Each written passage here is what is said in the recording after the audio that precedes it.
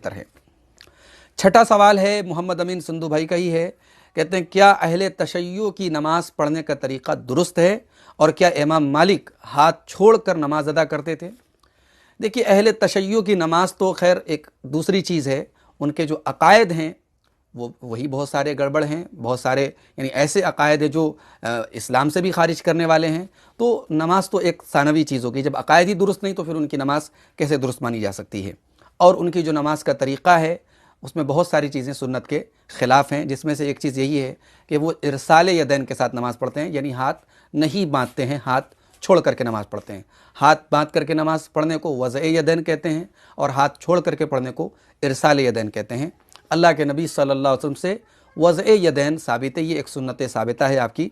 सही बुखारी की 740 नंबर की हदीस से हज़रत सहल इब्न साद कहते हैं कि कान अन्नासु युअमरूना अन यज़अ अर्रजुलु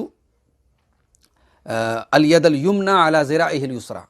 लोगों को नमाज में हुक्म दिया जाता था कि इंसान दाहिना हाथ अपने बाएं ज़िरा पर, अपने बाएं बाजू पर रखे फ़िस्सला, नमाज में। हदीस के रावी अबू हाजिम कहते हैं ला अअलमुहु इल्ला यनमी ज़ालिका इला नबी सल्लल्लाहु अलैहि वसल्लम। मुझे जहाँ तक मालूम है, हज़रत सहल इब्न साद साइदी ने जो हदीस में कहा कि लोगों को हुक्म दिया जाता था, तो ये उन्होंने अल्लाह के रसूल सल्लल्लाहु अलैहि वसल्लम की तरफ मंसूब किया है।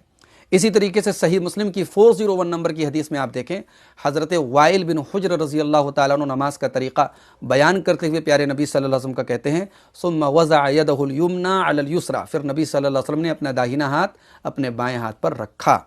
तो वज़अ यदैन, दाएं हाथ को बाएं हाथ पर रख करके नमाज पढ़ना, यही नबी सल्लल्लाहु अलैहि वसल्लम का तरीक़ा रहा है। इरसाल के मुतालिक, हाथ छोड़ करके नमाज पढ़ने के मुतालिक एक भी अल्लाह के नबी सल्लल्लाहु अलैहि वसल्लम से सही हदीस नहीं मिलती। अलबत्ता इमाम मालिक रहमतुल्लाह अलैह से इस सिलसिले में जो अक़वाल मिलते हैं, जो रिवायतें मिलती हैं, वो मुख्तलिफ हैं। इमाम मालिक के जो शागिर्द हैं इब्नुल क़ासिम, उनसे रिवायत मिलती है कि इमाम मालिक जो है वज़ा को यानी हाथ बांध करके नमाज़ पढ़ने को मकरूह समझते थे, नापसंद समझते थे। लेकिन इमाम मालिक के दूसरे शागिर्द अशहब कहते हैं कि इमाम मालिक ने कहा कि ला बअस बिही, कोई हरज नहीं है हाथ बांध कर नमाज़ पढ़ने में। मुतर्रिफ़ और इब्नुल माजिशून भी इमाम मालिक के शागिर्दों में से, ये लोग कहते हैं कि इमाम मालिक ने वज़ा को बेहतर कहा है, हाथ बांध करके नमाज़ पढ़ने को बेहतर कहा है। ख़ुद अपनी किताब में मुअत्ता इमाम मालिक ने वज़ा की रिवायत को ही ज़िक्र किया है।